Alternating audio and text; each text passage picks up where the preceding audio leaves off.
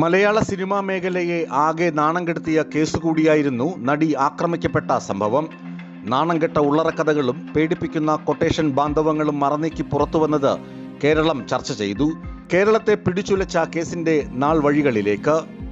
2017 ഫെബ്രുവരി 17 നടി ആക്രമിക്കപ്പെട്ടു.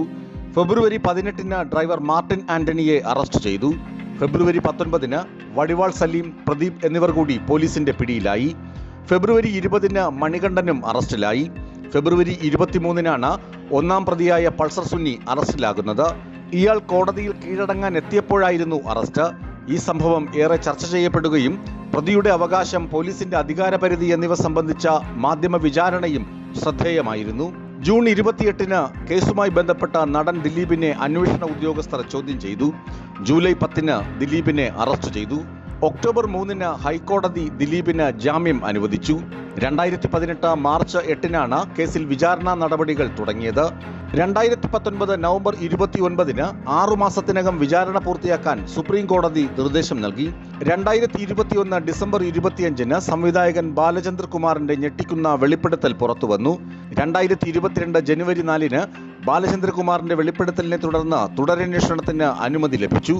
2024 September 17 Pulsar സുനിക്ക് ജാമ്യം കോടതി അനുവദിച്ചു. ഡിസംബർ 11 അന്തിമവാദം തുടങ്ങി. 2025 ഏപ്രിൽ 9 പ്രതിഭാഗത്തിന്റെ വാദം പൂർത്തിയായി. കോവിഡ് മഹാമാരി കാരണം കേസിന്റെ വിചാരണ നടപടികൾ 2 വർഷത്തോളം വൈകുകയും ചെയ്തു. കേസിലെ പ്രതികൾ ആരൊക്കെയാണെന്ന് കൂടി പരിശോധിക്കാം. പ്രതിപട്ടികയിലുള്ളത് ഇവരാണ്: ഒന്നാം പ്രതി സുനിൽ NS എന്ന പൾസർ സുനി, രണ്ടാം പ്രതി മാർട്ടിൻ ആന്റണി, മൂന്നാം പ്രതി B മണികണ്ഠൻ, നാലാം പ്രതി VP വിജീഷ്, അഞ്ചാം പ്രതി H സലീം എന്ന വടിവാൾ സലീം, ആറാം പ്രതി പ്രദീപ്, ഏഴാം പ്രതി ചാർലി തോമസ്, എട്ടാം പ്രതിയാണ് P ഗോപാലകൃഷ്ണൻ എന്ന നടൻ ദിലീപ്, ഒൻപതാം പ്രതി മേസ്തിരി സുനിൽ എന്ന സുനിൽകുമാറാണ്. പ്രതിപട്ടികയിൽ 15ാം സ്ഥാനത്തുണ്ടായിരുന്ന G ശരത്താണ് പുതിയ പ്രതിപട്ടികയനുസരിച്ച് 10ാം പ്രതി.